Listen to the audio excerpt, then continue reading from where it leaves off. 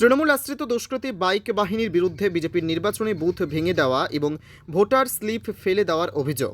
ঘটনায় ঘটনাস্থলে উপস্থিত বিজেপি প্রার্থী মনোজ কুমার বিশ্বাস। পরিস্থিতি সামাল দিতে ঘটনাস্থলে বিশাল পুলিশ বাহিনী।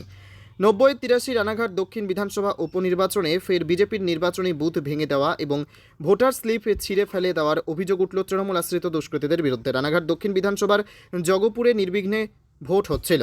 সাধারণ মানুষের উদ্দেশ্যে ভোটের স্লিপ দিচ্ছিলেন বিজেপি কর্মীরা। হঠাৎই বাইকে করে বেশ কিছু তৃণমূল আশ্রিত দুষ্কৃতীরা এসে তাদের ওপর চড়া হয়, মারধর করে এবং তাদের নির্বাচনী বুথ ভেঙে দেয়।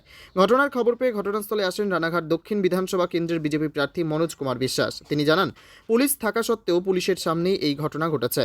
পুলিশ এবং রাজ্য সরকার একত্রিতভাবে তৃণমূল কংগ্রেসকে সহায়তা করছে। বিভিন্ন ঘটনার সঙ্গে বিজেপি কর্মী সমর্থকদের মারধর, বাড়িতে গুলিসহ বিভিন্ন অপরাধমূলক কাজ করছে।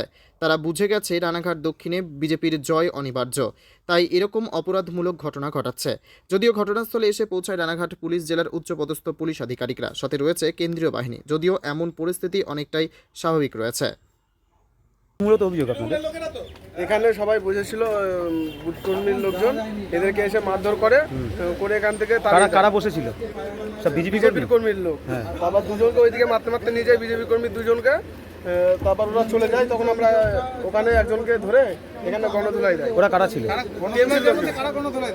বিজেপির লোকজন। বিজেপির লোকজনকে মারে? হ্যাঁ। কারা মারে? টিএমসির লোকজন। কতজন ছিল? তাও 20 জন। কি ছিল? ওটা কিসে ছিল? বাইক নিয়ে সব।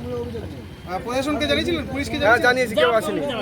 কি বলছে এই পুলিশ? ফেস্টুন ব্যানার সব ছিঁড়ে দিয়েছে? পুলিশ কোনো কথা বলেনি। আপনারা কি এই ব্যানার ফ্যানার সব ছিঁড়ে দিয়েছে? হ্যাঁ, চেয়ার টেবিল সব ভেঙে দিয়েছে। কেন্দ্রীয় বাহিনী জয়েন হয়েছিল? না, কেন্দ্র বাহিনী তো এখন কত নম্বর বুথ আপনাদের? 90 নম্বর। কি নাম আপনার? সন্তুদুল্লাহ। আপনাদের কর্মীদেরও মারধর করেছে? না, আমি কোনো কর্মী, আমি কোনো পার্টি করি না। মানে স্থানীয় বাসিন্দা? হ্যাঁ। মানে আপনারা দেখেছেন? হ্যাঁ, আমি এখানে তখন বসেছিলাম।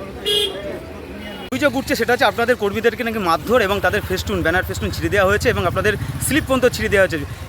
তৃণমূল আশ্রিত দুষ্কৃতীদের বিরুদ্ধে অভিযোগ করছেন সরাসরি। কি বলবেন? আপনি তো সহজমিনে এসছেন। তাহলে অভিযোগ, এটা তো সত্য, আপনারা তো নিজেরাই দেখতে পাচ্ছেন।